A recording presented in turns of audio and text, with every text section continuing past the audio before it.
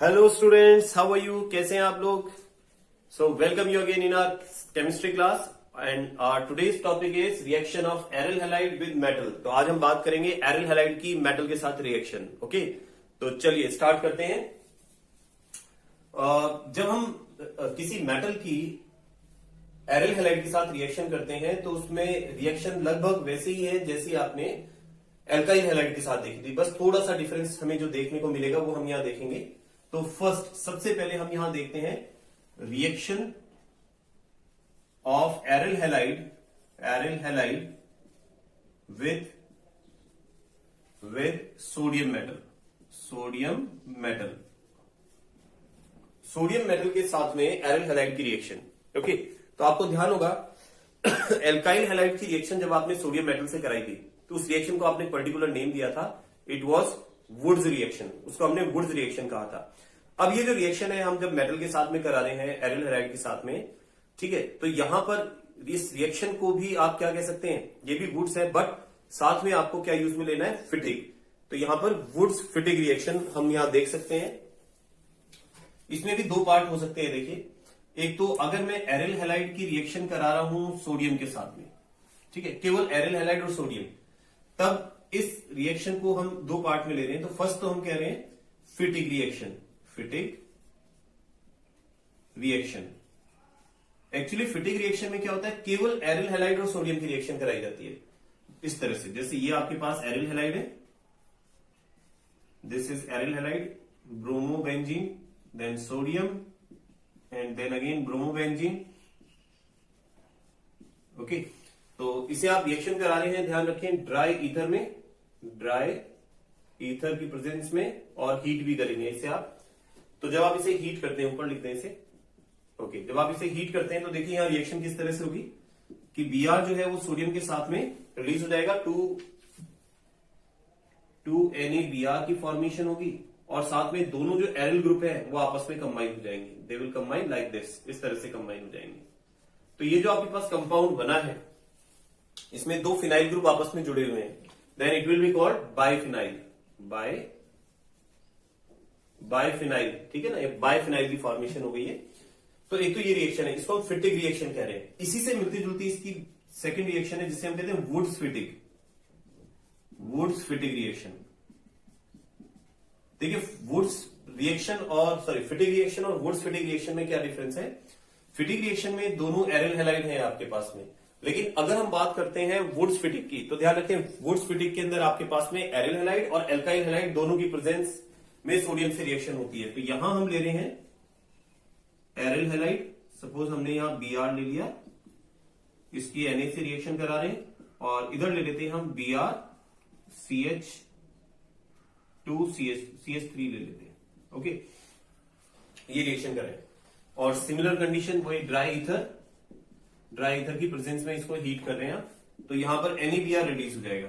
ये NaBr release हो गया है, और NaBr के रिलीज होने के बाद आपके पास जो कंपाउंड बन रहा है, देखिए यहां जो कंपाउंड है that is toluene, and 2NaBr release हो गया है। ठीक है, तो ये जो कंपाउंड बना है इसको आप क्या बोलेंगे, टोलुइन।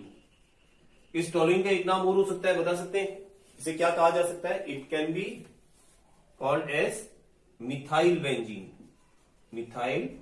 बेंजीन। ओके, इसे मिथाइल बेंजीन भी कहा जा सकता है। ठीक है, तो ये दो रिएक्शन हो गई है, फिटिग reaction and woods Fittig reaction. मैं एक बार थोड़ा रिमाइंड करा दूं, इससे रिलेटेड एक रिएक्शन होती है जिसे हम वुड्स रिएक्शन कह रहे थे, वुड्स रिएक्शन। तो ये तीनों रिएक्शन आप याद रख सकते हैं, इंपोर्टेंट है तीनों रिएक्शंस। वुड्स रिएक्शन में केवल आप एल्काइल हैलाइड की सोडियम के साथ रिएक्शन कराते हैं, केवल फिटिग रिएक्शन में आप एरिल हैलाइड की सोडियम से रिएक्शन कराते हैं। और जहां वुड्स फिटिग आ गया दैट मीन्स दोनों टर्म आ गई यूज में, तो एल्किल हैलाइड भी होना चाहिए, एरिल हैलाइड भी होना चाहिए, दोनों को आप सोडियम से रिएक्शन कराते हैं, तो ये मिथाइल बेंजीन की फॉर्मेशन होती है। तो आई थिंक सोडियम के साथ रिएक्शन क्लियर है कि सोडियम के साथ रिएक्शन करके आपके पास क्या कंपाउंड बनेगा। ठीक है, एक स्टेप और आगे बढ़ते हैं। तो देखो यहां पर आपने देखा कि फिटिग रिएक्शन से आपने बाइफिनाइल बनाया है। ठीक है, तो क्या और कोई ऐसी रिएक्शन है जिससे बाइफिनाइल की फॉर्मेशन हो सकती है? तो एक रिएक्शन हम इस तरह की और देखते हैं जहां पर हम बाइफिनाइल की फॉर्मेशन कर सकते हैं। ठीक है, देखिए नेक्स्ट हम लेते हैं जिसे हम बोलते हैं उल्मान रिएक्शन। उल्मान रिएक्शन, ये यू एक ही आएगा, ठीक है, उल्मान रिएक्शन। एक्चुअली उल्मान रिएक्शन में क्या होता है, इसमें भी बाइफिनाइल की फॉर्मेशन होती है, बस फर्क इतना है कि यहां पर आप आइडोबेंजीन लेते हैं और आइडोबेंजीन को आप कॉपर पाउडर के साथ एक सील्ड ट्यूब के अंदर हीट करते हैं और जब इसे हीट करेंगे तो यहां पर बाइफिनाइल की फॉर्मेशन होगी। तो इस रिएक्शन में भी आप क्या कर रहे हैं, देखिए यहां पर आपने आइडोबेंजीन लिया है, दिस इज आइडोबेंजीन, और कॉपर के साथ रिएक्शन करा रहे हैं आइडोबेंजीन की, दिस इज ऑल्सो आइडोबेंजीन, ठीक है। और यहां थोड़ा सा ये ध्यान रखना है आपको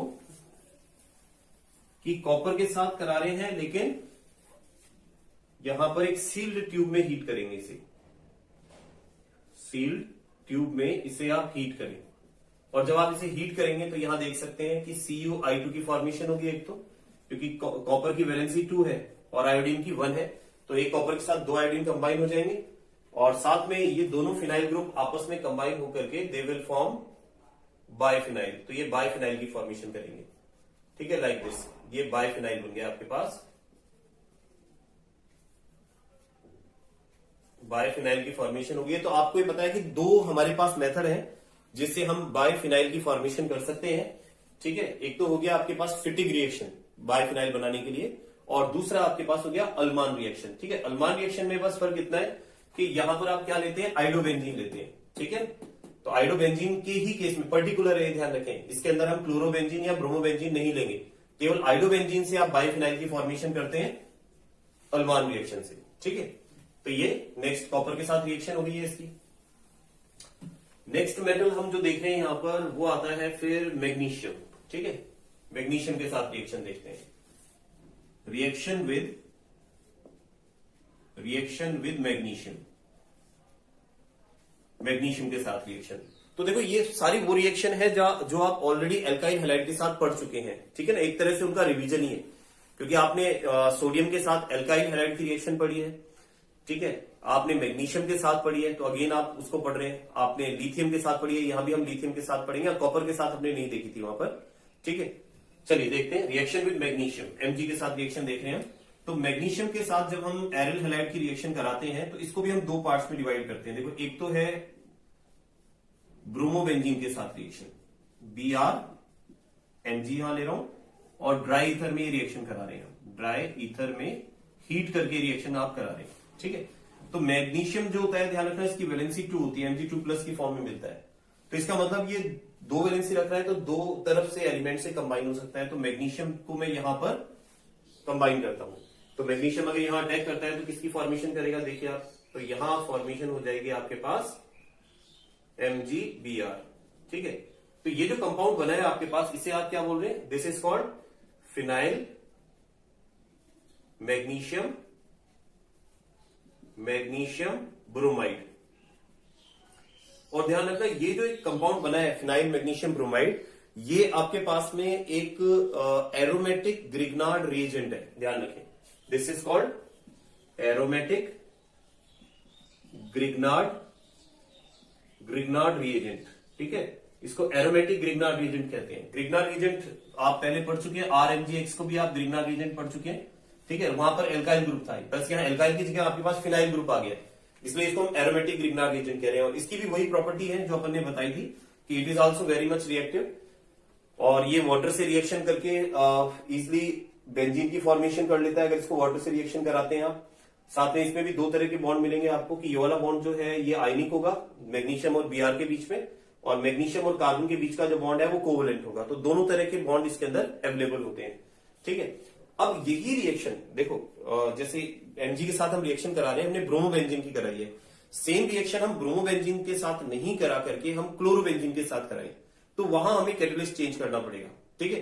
कैसे होगी वो रिएक्शन देखें, अगर मैं यहां क्लोरोबेंजीन ले लेता हूं, इस चीज को ध्यान रखना, make it a point, this is chlorobenzene, और आप मैग्नीशियम के साथ रिएक्शन करा रहे हैं तो कैटेलिस्ट आपको डिफरेंट चाहिए, ध्यान रखना, ड्राई ईथर यहां नहीं ले सकते आप, यहां आप लेंगे टेट्राहाइड्रोफ्यूरेन, ठीक है, टेट्राहाइड्रोफ्यूरेन लेंगे और साथ में हीट करेंगे, तो टेट्राहाइड्रोफ्यूरेन की प्रेजेंस में इसकी यहां पर ये रिएक्शन करके ये भी ग्रिग्नार्ड रिएजेंट की फॉर्मेशन करेगा, और यहां ये बनाएगा फिनाइल मैग्नीशियम क्लोराइड, ठीक है, ये बनेगा यहां पर। तो ध्यान रखना है, अगर आपको मतलब फिनाइल मैग्नीशियम ब्रोमाइड बनाना है तो ड्राई ईथर चाहिए, और अगर फिनाइल मैग्नीशियम क्लोराइड बनाना है तो THF टेट्रा हाइड्रोफ्यूरेन आपको चाहिए होता है, ठीक है ना। तो इस तरह से ये मैग्नीशियम के साथ रिएक्शन हो गई। अब मैग्नीशियम के बाद अगर हम इसकी रिएक्शन कराते हैं लिथियम के साथ, एक मेटल के साथ वो देख रहे हैं, लिथियम के साथ इसकी रिएक्शन देख रहे हैं। चलिए देखते हैं, रिएक्शन विद लिथियम मेटल के साथ रिएक्शन। तो लिथियम मेटल जो है, देखिए यहां मैं ले रहा हूं ब्रोमोबेंजीन और इसकी रिएक्शन करा रहा हूं मैं लिथियम के साथ में। तो यहां मैं 2 लिथियम ले रहा हूं, ड्राई ईथर में रिएक्शन करा रहा हूं मैं, हीट कर रहा हूं। तो 2 इसलिए लिया है क्योंकि लिथियम मेटल है और लिथियम के कंपैरिजन में ये दोनों नॉन मेटल है। तो लिथियम Br से भी रिएक्ट कर सकता है और फिनाइल ग्रुप से भी रिएक्शन कर सकता है। तो इसका मतलब यहां आपके पास क्या बनेगा, देखिए एक तो आपके पास बनेगा फिनाइल लिथियम, यहां पर लिथियम कंबाइन हो जाएगा, और एक बनेगा lithium bromide. This is phenyl lithium की फॉर्मेशन हुई है और साथ में लिथियम ब्रोमाइड की फॉर्मेशन हुई है, ठीक है। तो ये हो गई मेटल्स के साथ में रिएक्शन। अब मेटल के बाद में एक रिएक्शन और देखेंगे हम, ठीक है। ये तो मेटल के साथ हो गई है। इसके अलावा जो ये एरन हैलाइड्स हैं, ये रिडक्शन रिएक्शन भी शो करते हैं। अगर हम निकल और एल्युमिनियम के मिक्सचर के साथ बेसिक मीडियम में एल्काइल हैलाइड का रिडक्शन कराएं तो इजिली इनका रिडक्शन होता है, और रिडक्शन होने के बाद ये किसमें, बेंजीन में कन्वर्ट हो जाते हैं। देखते हैं रिएक्शन। तो हम यह रिडक्शन देख रहे हैं, रिडक्शन ऑफ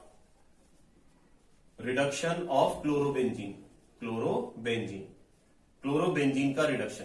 तो ये हमारे पास क्लोरोबेंजीन है सपोज। अब इस क्लोरोबेंजीन की रिएक्शन हम इसका रिडक्शन करा रहे हैं। तो रिडक्शन में हम क्या कर रहे हैं कि निकल एल्युमिनियम मेटल को बेसिक मीडियम में ले रहे हैं NaOH की प्रेजेंस में। तो यहां से जो हाइड्रोजन रिलीज होगा, ठीक है, वो हाइड्रोजन में यहां लिख देता हूं, ये H2H ले लिया मैंने। तो एक H तो क्या करेगा, Cl के साथ कंबाइन होकर के HCl की फॉर्मेशन करेगा। तो एक तो यहां HCl की फॉर्मेशन होगी, और दूसरा हाइड्रोजन जो है वो बेंजीन के ऊपर अटैक करके क्या बनाएगा, फिनाइल के ऊपर अटैक करके बेंजीन में कन्वर्ट हो जाएगा। तो ये बेंजीन बन गया, क्योंकि यहां जब एक Cl को आपने H से कंबाइन किया तो ये वैलेंसी तो फ्री होगी ना, तो उस वैलेंसी पर हाइड्रोजन जुड़ेगा तो वो क्या हो जाएगी, फुलफिल हो जाएगी। तो यहां बेंजीन बन गया है हमारे पास, ठीक है, बेंजीन की फॉर्मेशन हो गई है। तो ये चीज ध्यान रखें कि क्लोरोबेंजीन को बेंजीन में चेंज किया जा सकता है, क्लोरोबेंजीन। ये रिएक्शन भी बहुत इंपॉर्टेंट है। ये कहां काम आने वाली रिएक्शन है, ये रिएक्शन वहां काम आएगी जहां आपको कन्वर्जन करना है, क्योंकि बहुत से कन्वर्जन में क्या होता है कि हमें हेलोबेंजीन को बेंजीन में चेंज करना होता है, ठीक है। तो वहां पर अगर हमारे पास क्लोरोबेंजीन है तो उससे हम बेंजीन बना सकते हैं, फिर बेंजीन से आगे कंपाउंड बना सकते हैं, ठीक है। हम कन्वर्जन की बात करेंगे, लेकिन अभी इस रिएक्शन को आप ध्यान रखें, ठीक है। तो ये तो बात हो गई हमारे पास में मेटल्स के साथ रिएक्शन और रिडक्शन, 2 चीज हमने देख ली है, ठीक है। इसके बाद फिर हम बात करेंगे किसकी, इसके बाद हम बात करेंगे पॉलीहेलो एल्केन्स की। पॉलीहेलो एल्कीन्स। अब पॉलीहेलो एल्केन से हमारा क्या मतलब है, देखिए पॉलीहेलो एल्केन से मेरा मतलब है कि हम यहां बात करेंगे जैसे CHCl2, ये पॉलीहेलो एल्केन है, या CHCl3, CH2Cl2, CHCl3 या CCl4। तो यहां पर आप इससे तो क्या कहेंगे, देखिए it will be called methylene chloride. तो इसका कॉमन नेम है, IUPAC नेम क्या होगा, IUPAC में आप इसे बोलेंगे 1,1-डाइक्लोरोमीथेन, मीथेन कहा जाएगा। और ये क्या है आपके पास, दिस इज क्लोरोफॉर्म, इसे आप क्लोरोफॉर्म कहेंगे, या IUPAC नेम अगर हम बोले तो 1,1,1-ट्राइक्लोरोमीथेन बोलेंगे इसे, ठीक है। और 4th इज कार्बन टेट्राक्लोराइड, इसे कार्बन टेट्राक्लोराइड कहेंगे, या फिर 1,1,1,1 4 टाइम्स टेट्राक्लोरोमीथेन, यू कह सकते हैं 1,1,1,1 टेट्राक्लोरोमीथेन, ठीक है। तो ये जो कंपाउंड है, ये सभी कंपाउंड क्या है, पॉलीहेलो एल्केन्स है, because they have more than 1 halogen attached with it. So that's why they are called polyhaloalkanes.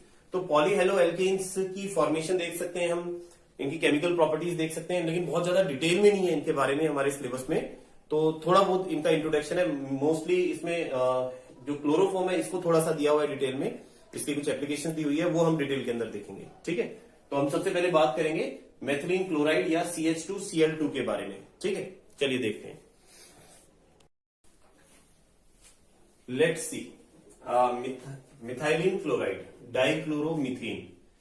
Actually methylene chloride या डाइक्लोरोमीथेन जो है, it is also a derivative of methane, halogen derivative of methane. Methane का halogen derivative है. अगर हम इसके use की बात करें तो it is used as a solvent for paint remover. Paint remover देखा होगा, पेंट को हटाने के लिए जो आप सॉल्वेंट काम में लेते हैं, that is ethyl methylene chloride. Okay. Next, solvent in manufacture of drugs. बहुत सी ड्रग्स जो होती है उनमें सॉल्वेंट की तरह भी इसको यूज में लेते हैं. जब ड्रग डिजोल्व नहीं होती है तो इसको डिजोल्व करने के लिए काम में लिया जाता है. इसके अलावा अगर हम इसके फिजियोलॉजिकल इफेक्ट की बात करते हैं तो इसमें पहला आता है act on central nervous system. Actually ये जो मिथाइलिन क्लोराइड है ये सीधे ह्यूमन बीइंग या एनिमल के सेंट्रल नर्व सिस्टम को इफेक्ट करती है. ठीक है, कैसे?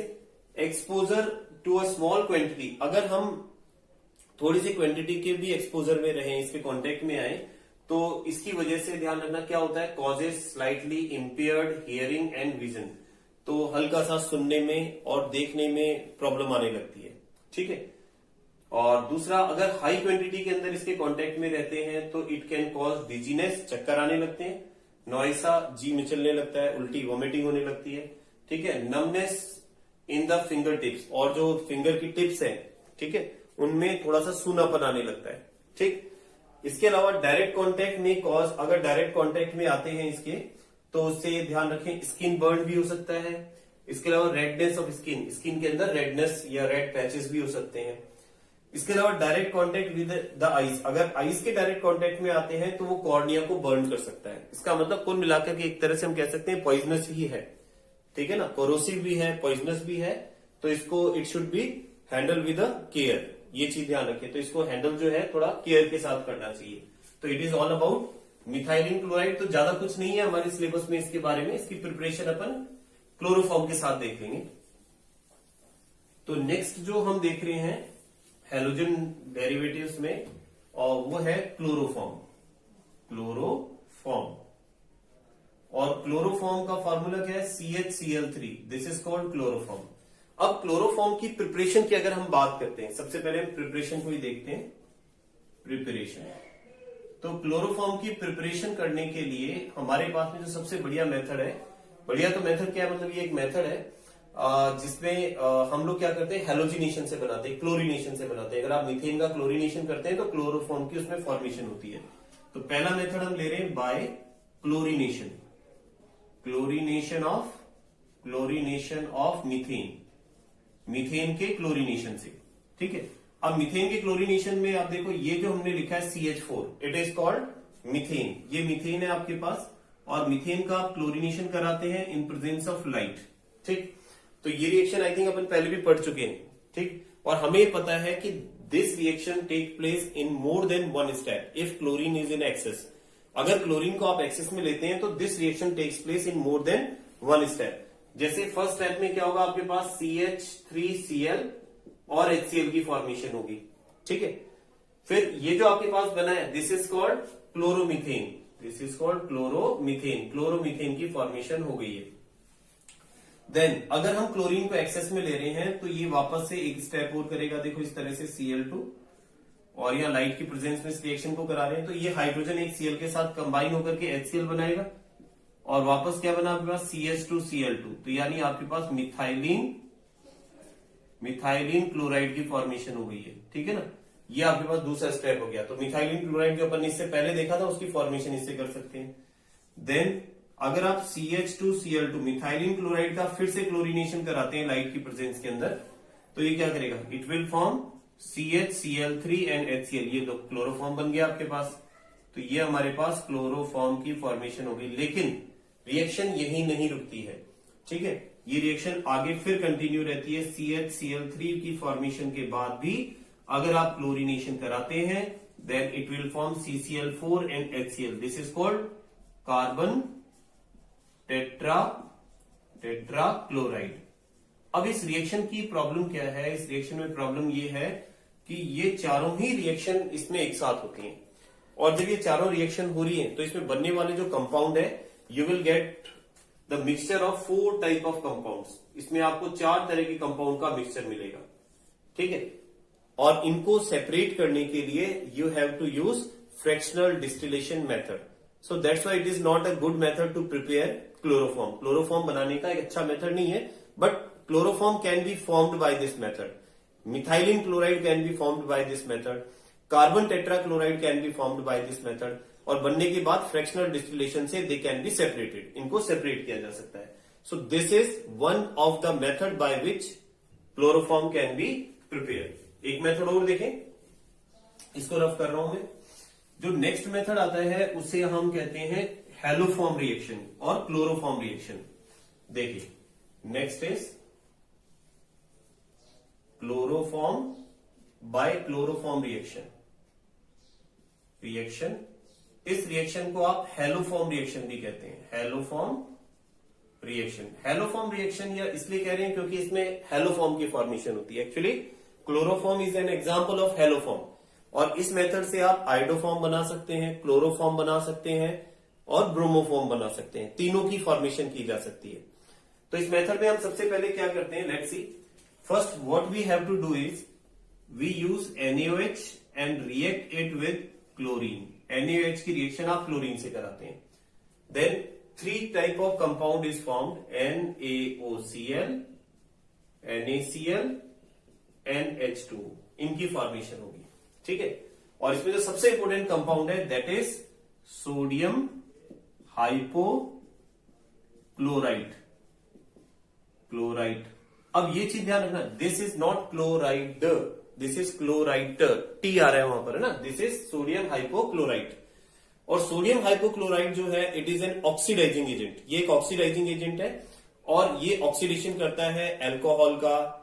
ठीक है, तो मोस्टली एल्कोहल से भी बना सकते हैं हम इस मेथड में, और आप एल्डिहाइड को भी डायरेक्टली यूज में ले सकते हैं. हम एल्कोहल से स्टार्ट करेंगे. ठीक है, सपोज भी हम इसके साथ में एल्कोहल ले रहे हैं, तो एल्कोहल में CH3CH2OH, दिस इज एल्कोहल. और इस रिएक्शन में बना हुआ जो हमारे पास सोडियम हाइपोक्लोराइड है NaOCl, ये इससे रिएक्शन करेगा. नेक्स्ट क्या होगा इस रिएक्शन के अंदर कि ये एक ऑक्सीडाइजिंग एजेंट है. ध्यान रखना, ये ऑक्सीडाइजिंग एजेंट है और ये क्या कर देगा, ऑक्सीडेशन कर देगा किसका, एल्कोहल का. और आपको पता है जब एल्कोहल का ऑक्सीडेशन होता है इट चेंजेस इनटू एल्डिहाइड. ये एल्डिहाइड में कन्वर्ट होता है. तो एल्डिहाइड में कन्वर्ट होने के लिए यहां पर आप देखिए 2 हाइड्रोजन में यहां से रिमूव कर रहा हूं, और 2 हाइड्रोजन जब यहां से रिमूव करता हूं तो इट विल फॉर्म CH3CHO. ठीक है, इसकी फॉर्मेशन करेगा CH3CHO की.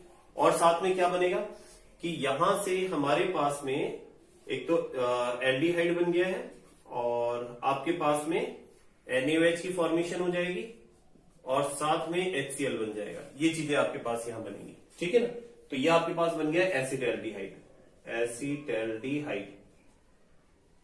ठीक है, लेकिन हमारा मेन मोटो इसमें क्या है, we have to prepare chloroform. हमें क्लोरोफॉर्म बनाना है. ठीक है, क्लोरोफॉर्म की तरफ जा रहे हैं हम बनाने के लिए.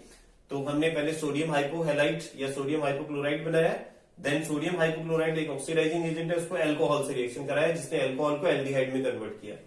नेक्स्ट स्टेप में क्या होगा, ये जो हमारे पास में एल्डिहाइड है it again react with 3 molecule of NaOCl. Sodium hypochloride के 3 मॉलिक्यूल से रिएक्शन करता है. और यहां कुछ रिएक्शन इस तरह से होती है. देखिए, हम एक काम करेंगे यहां पर कि ये जो 3Cl है उसको डिस्प्लेस कर देगा 3 हाइड्रोजन. ठीक है, 3Cl यहां से 3 हाइड्रोजन को हटा देंगे और यहां यूज में लेते हैं इसे. तो क्या बनता है देखो, CCl3CHO प्लस 3NaOH. इसकी फॉर्मेशन होगी. हमने क्या किया यहां से, क्योंकि 3 से मल्टीप्लाई में है तो 3 क्लोरीन को मैंने 3 हाइड्रोजन की जगह लगा दिया. 3 हाइड्रोजन को मैं इधर ले गया हूं तो 3NaOH बन गया. अब ये जो कंपाउंड बना है इसे आप क्या बोलते हैं, दिस इज कॉल्ड क्लोरेल. इसे क्लोरेल कहा जाता है. और वैसे अगर इसका नाम देखा जाए तो आप इसे यूं भी कह सकते हैं क्योंकि एल्डिहाइड में 3 क्लोरीन ऐड किए आपने, तो इसे आप और क्या कह सकते हैं, इसका दूसरा नाम क्या हो सकता है, it can be called as tri chloro acetaldehyde. ठीक है, इसे आप ट्राई क्लोरो एसिटेल्डिहाइड कह सकते हैं। और नेक्स्ट स्टेप में जो ट्राई क्लोरो एसिटेल्डिहाइड है वो बनाएगा क्लोरोफॉर्म, जब हम इसकी वापस से NaOH से रिएक्शन कराएंगे। ठीक है, देखते हैं। जैसे ये हमारे पास NaOH है और ये है हमारे पास CCl3CHO ट्राई क्लोरो एसिटेल्डिहाइड। तो यहां पर देखो ये H इसके साथ कंबाइन हो जाएगा। ठीक है, और क्या बनेगा देखो CHCl3 की फॉर्मेशन हुई है और साथ में क्या बन रहा है आपके पास HCOONA। ठीक है, तो ये तो बन गया हमारे पास क्लोरोफॉर्म, दिस इज क्लोरोफॉर्म। ठीक है, और साथ में ये क्या है, सोडियम फॉर्मेट। ठीक है, इसे आप sodium salt of formic acid भी कह सकते हैं। तो यहां क्लोरोफॉर्म की फॉर्मेशन होगी, हमें यही करना था। तो इस सारे स्टेप को मिला करके आप क्या बोलेंगे, ये पूरी रिएक्शन जो है इसे आप कहेंगे this is haloform reaction, this is chloroform reaction. इस पूरी रिएक्शन को एक स्टेप में भी लिखा जा सकता है। If we want to write this reaction in a single step, तो कैसे लिखेंगे, देखिए सबसे पहले आप देखो कितने NaOH लिए आपने यहां पर। ठीक है, 2 NaOH आपने यहां यूज में लिए हैं, ओके, 1 NaOH आपने यहां काम में लिया, 3 NaOH काम में लिए, एक अल्कोहल का मॉलिक्यूल काम में लिया। जो कैंसिल हो रहा है उसको कैंसिल कर देते हैं। ठीक है, जो बचता है उसे लिख देंगे हम यहां पर। तो लेट्स सी, देखते हैं। तो इस रिएक्शन में NaOCl की फॉर्मेशन हुई, ये यहां पर कैंसिल हो गया। इसके अलावा हमारे पास और क्या हुआ इसमें देखो, NaCl नहीं दिख रहा है, बच गया वो, ठीक है। और एक NaOH को यहां से कैंसिल कर दें हम, ये यहां बना और ये यहां पर काम में आ गया। ठीक है, और अब हमारे पास में ये 3 NaOCl यहां पर है, ये कैंसिल नहीं हो रहा है, एक मॉलिक्यूल काम में आ रहा है।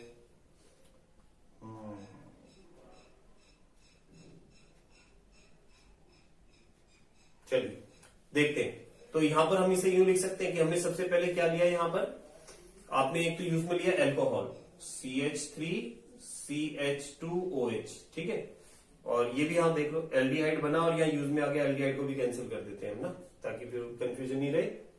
और चलिए, और अल्कोहल की रिएक्शन आपने किससे कराई, NaOH लिया आपने NaOH, और इसकी रिएक्शन आपने कराई Cl2 से।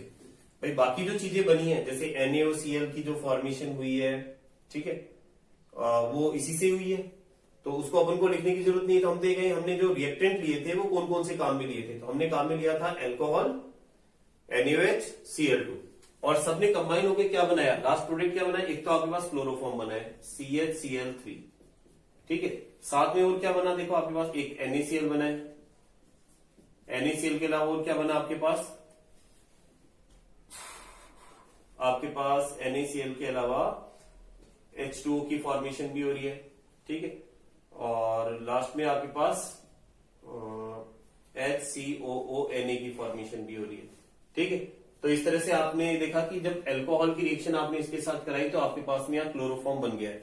तो इस रिएक्शन को आप क्या कह सकते हैं, this reaction is also called haloform reaction. ठीक है ना, तो इस रिएक्शन को हेलोफॉर्म रिएक्शन कहा जा सकता है। तो ये तो बात होगी हमारे पास में हेलोफॉर्म रिएक्शन की। अब इसके बाद में एक स्टेप और आगे आते हैं। तो देखो हेलोफॉर्म या क्लोरोफॉर्म बनने के बाद इसमें एक बहुत इंपॉर्टेंट क्वेश्चन आता है, बहुत इंपॉर्टेंट है। आपको पता है हेलोफॉर्म का जो यूज किया जाता है, या क्लोरोफॉर्म का हम बात कर रहे हैं, क्लोरोफॉर्म का जो यूज किया जाता है मोस्टली एनेस्थेटिक के फॉर्म में यूज किया जाता है, जिसको हम कहेंगे बेहोश करने की दवा की फॉर्म के रूप में इसका यूज करते हैं। तो इसके कुछ ड्रॉबैक्स होते हैं। ठीक है, एक्चुअली पहले इसका यूज किया जाता था, लेकिन अब क्या प्रॉब्लम होती है इसमें कि ये जो क्लोरोफॉर्म है, अगर इस क्लोरोफॉर्म को आप एयर में या सनलाइट के अंदर एक्सपोज करते हैं, खुला रखते हैं, it readily react with air in presence of light and it form a toxic substance called phosgene. एक टॉक्सिक सब्सटेंस बनाता है जिसे हम फॉस्जीन कहते हैं। और फॉस्जीन जो है बनने की वजह से इसका यूज हम लोग नहीं करते हैं। अब एनेस्थीसिया के लिए हम लोग यूज करते हैं जैसे डाइथाइल ईथर है, और भी बहुत सारे केमिकल्स अब यूज में लिए जाने लगे हैं, लेकिन इसका यूज नहीं किया जाता है। ठीक है, इसको सॉल्वेंट की तरह जरूर काम में लिया जाता है क्लोरोफॉर्म को। ओके, तो अब यह एक क्वेश्चन बनता है, ये क्वेश्चन देखते हैं हम, ये बहुत इंपॉर्टेंट क्वेश्चन है, और ये पूछा जाता है कि why chloroform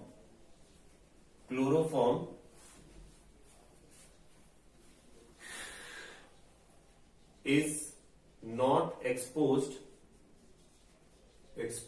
in air and light।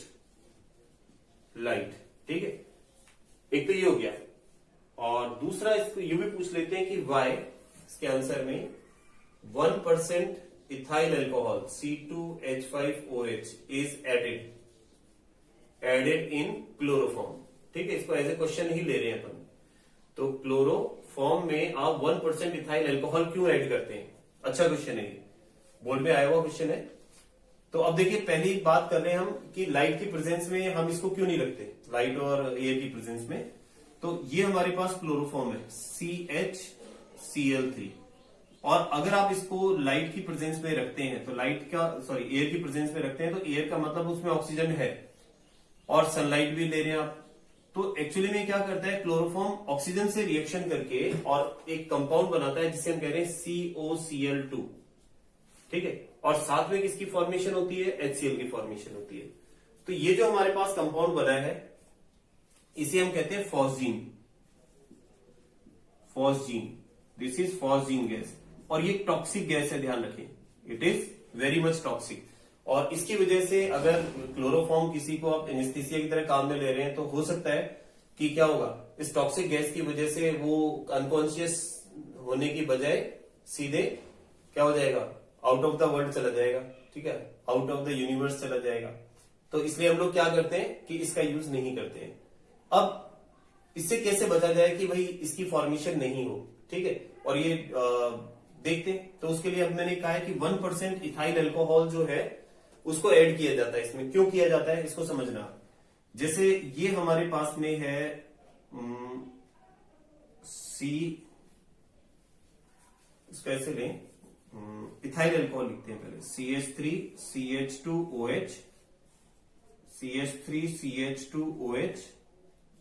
Then OCCl। ठीक है, ये तो फॉस्जीन है हमारे पास, दिस इज फॉस्जीन और दिस इज इथाइल अल्कोहल।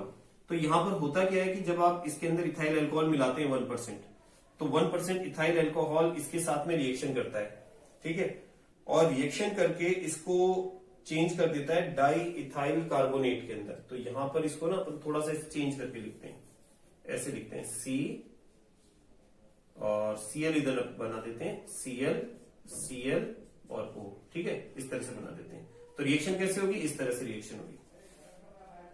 तो बना क्या आपके पास, देखो आपके पास यहाँ फॉर्मेशन होगी 2 इथाइल ग्रुप और 3 ऑक्सीजन और 1 कार्बन। तो यहाँ क्या बनेगा आपके पास, CH3CH2O CO CH3CH2NO प्लस साथ में और किसकी फॉर्मेशन होगी, 2HCl की फॉर्मेशन होगी। तो ये जो आपके पास बना है इसको मैं यूं भी तो लिख सकता हूं क्लोज करके, CH3CH2CO3।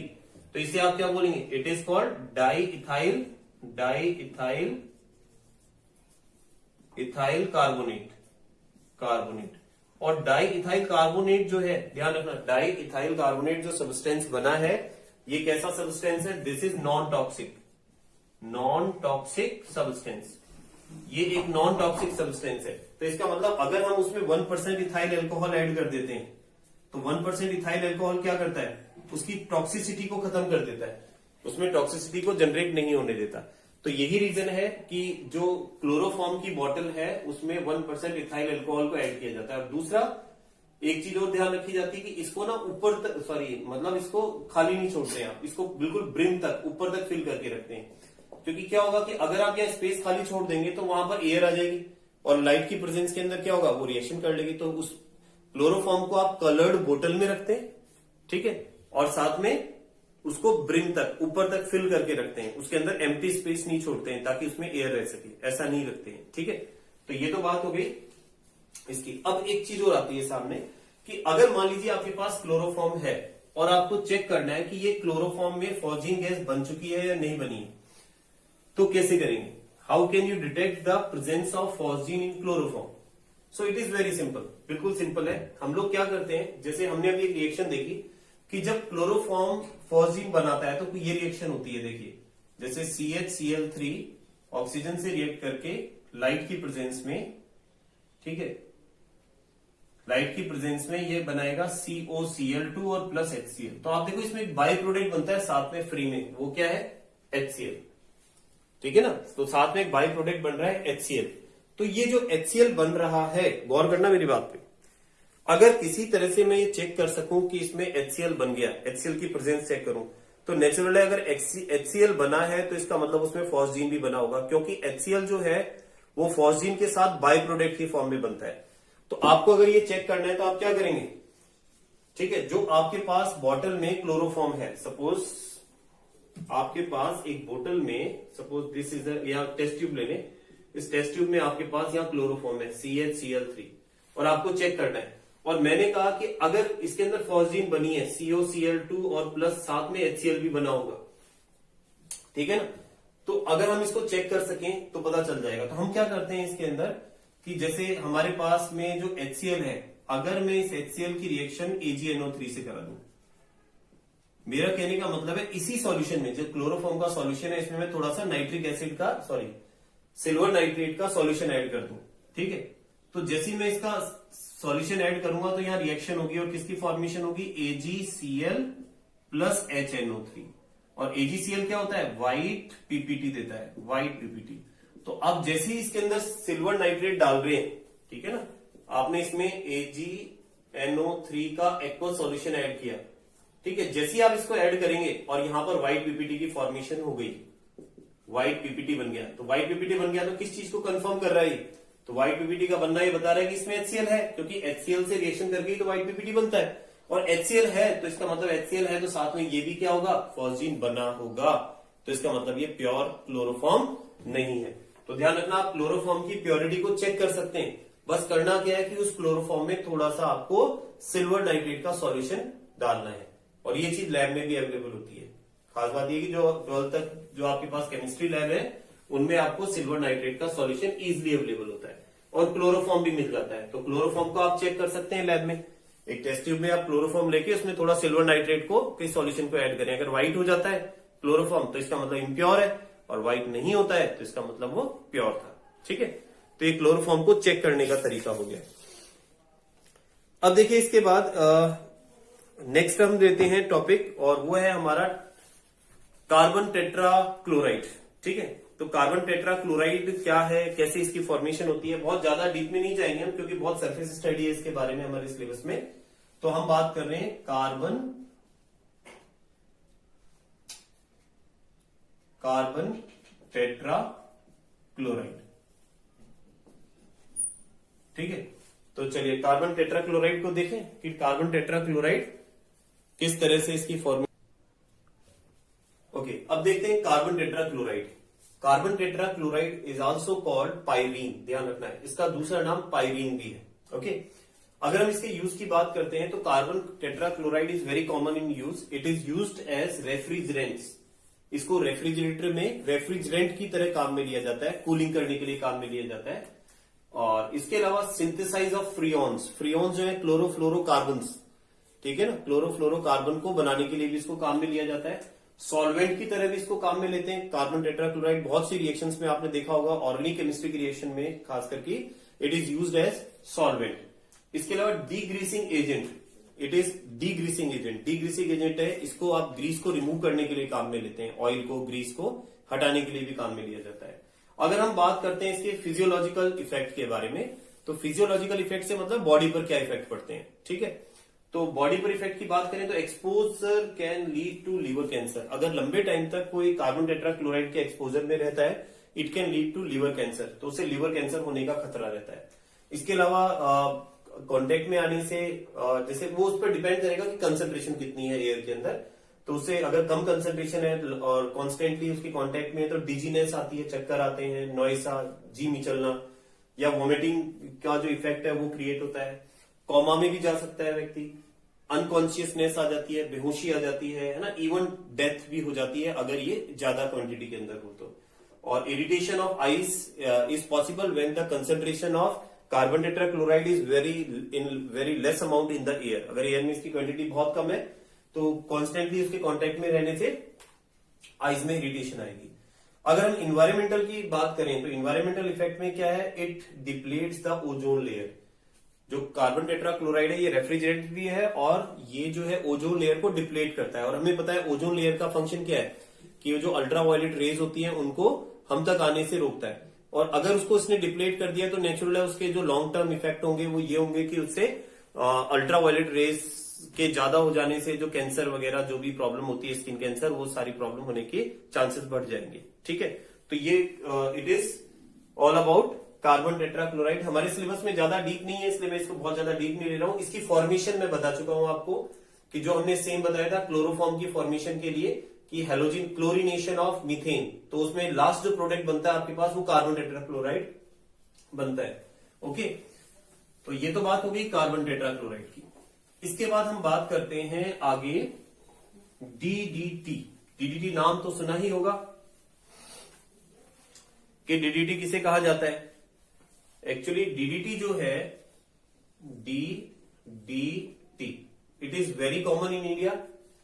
बाकी अमेरिका में तो इसका जो यूज है उस पर बैन लगा दिया गया है, बट इंडिया में still it is in use, अभी भी इसको यूज किया जाता है। इसका रीजन ये बताया जाता है कि डीडीटी जो है एक वैसे इंसेक्टिसाइड है, पेस्टिसाइड की तरह भी इसको यूज में लेते हैं। ठीक है, लेकिन एक्चुअली क्या है कि ये नॉन बायोडिग्रेडेबल है और धीरे धीरे धीरे धीरे ये एनिमल्स में एक्यूमुलेट होता रहता है, उनके टिश्यूज के अंदर एक्यूमुलेट होता रहता है और ये उसके मतलब लॉन्ग टर्म इफेक्ट देता है। इसके अलावा कार्बन टेट्राक्लोराइड की अगर हम फॉर्मेशन की बात करते हैं तो इसे हम क्लोरोबेंजीन से फॉर्म कर सकते हैं। तो let's see the formation of carbon tetrachloride और उसका स्ट्रक्चर क्या होता है, फिर अपन इसकी नेमिंग करेंगे। ठीक है ना, then it will be easier for you to name the carbon tetrachloride. देखिए इसकी फॉर्मेशन के लिए हम लोग क्या करते हैं, फॉर्मेशन ऑफ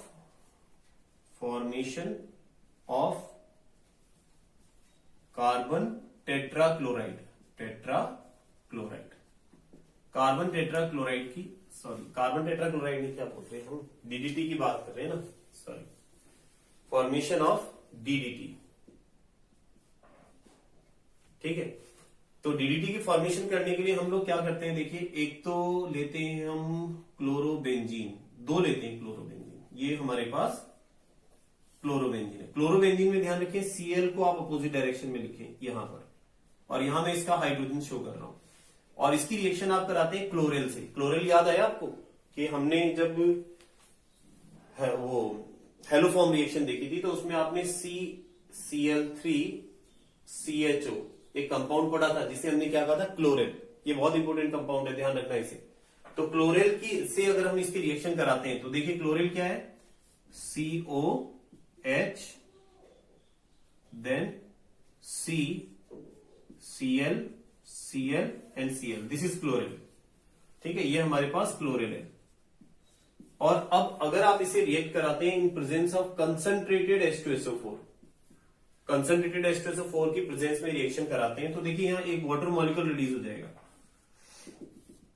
यहां से एक वाटर मॉलिक्यूल रिलीज करते हैं। तो वाटर मॉलिक्यूल रिलीज करने के बाद हमारे पास जो कंपाउंड बचता है वो क्या है, लेट्स सी। देखिए C, इसको मैं नीचे बना देता हूं because we require more space, CH CCl and Cl, और यहां पर इस कार्बन से मैं इन दोनों क्लोरोबेंजीन को अटैच कर रहा हूं। तो क्लोरोबेंजीन को मैंने यहां अटैच कर दिया है इसके साथ में, और यहां भी मैंने इसको अटैच कर दिया है क्लोरोबेंजीन को। ठीक है, तो ये हमारे पास जो कंपाउंड बना है दिस इज कॉल्ड DDT, इसको हम DDT कह रहे हैं। अब हम बात करते हैं इसकी नेमिंग की। ठीक है, तो देखिए DDT को हम कहते हैं PP dichloro diphenyl trichloro ethane. देखिए PP इसलिए कहा, लिख देता हूं P डैश, क्योंकि यहां क्लोरीन की जो पोजीशन है अगर मैं इसके रेस्पेक्ट में इसकी पोजीशन देखता हूं तो ये पैरा पोजीशन है। ठीक है, तो मैं क्या बोल रहा हूं, दो क्लोरीन जुड़े हुए पैरा पोजीशन पर, तो PP डाइक्लोरो, दो क्लोरीन है और ये दो ही फिनाइल ग्रुप है, तो क्या बोलेंगे PP dichloro diphenyl, diphenyl, PP dichloro diphenyl, और यहां देखिए कितने क्लोरीन है, 1 2 3, 3 क्लोरीन है, तो आप क्या बोलेंगे, ट्राइक्लोरो, और 2 कार्बन से बना हुआ है तो क्या लगाएंगे, एथ, सिंगल बॉन्ड है इसलिए इथेन। तो अब नाम क्या हुआ देखो, डाइक्लोरो डाइफिनाइल ट्राइक्लोरोइथेन। तो डाई के लिए D, then again D, then T, इसलिए हम इसको क्या बोलते हैं, DDT। ओके, तो इसका नाम हो गया हमारे पास में DDT। ओके, तो ये DDT की फॉर्मेशन हो गई है। तो जैसा मैंने बताया कि इस DDT का यूज जो है वो हम इंसेक्टिसाइड के लिए भी करते हैं, ठीक है, और खास करके जब इंडिया में पहले एनाफ्लीज मॉस्किटो से जो मलेरिया काफी फैला था, उस समय भी इसका यूज किया गया था उनको मारने के लिए, उनके इफेक्ट को कम करने के लिए, ठीक है। लेकिन इसका अभी भी यूज इंडिया के अंदर कंटिन्यू है, लेकिन फॉरेन कंट्रीज में कई जगह इन पर बैन लगा दिया गया है, क्योंकि ये पॉल्यूशन क्रिएट करते हैं, ये इजिली डिकम्पोज नहीं होते हैं, ठीक है, और टिश्यूज के अंदर एक्यूमुलेशन होता है इनका। प्लांट्स के अंदर भी ये एब्जॉर्ब कर लिए जाते हैं, फिर एनिमल्स जब उन प्लांट्स को कंज्यूम करते हैं तो कंज्यूम करने पर उनकी बॉडी में ये धीरे धीरे एक्यूमुलेट होते हैं, ठीक है। तो ये तो हो गया DDT। तो आई थिंक DDT का फॉर्मेशन जरूर ध्यान रखें, एग्जाम के पॉइंट ऑफ व्यू से ये काफी इंपॉर्टेंट है, ठीक है। अब हम आगे बात करते हैं फ्रियॉन के बारे में कि फ्रियॉन किसे कहा जाता है। Yes, let's talk about freon. अब हम बात करते हैं फ्रियॉन के बारे में। देखिए फ्रियॉन क्या होता है, जैसा मैंने बताया था कि chlorofluoro derivatives of methane and ethane are called freons. यानी मीथेन में, जैसे मीथेन का फॉर्मूला क्या है हमारे पास, CH4, और इथेन का क्या है, C2H6।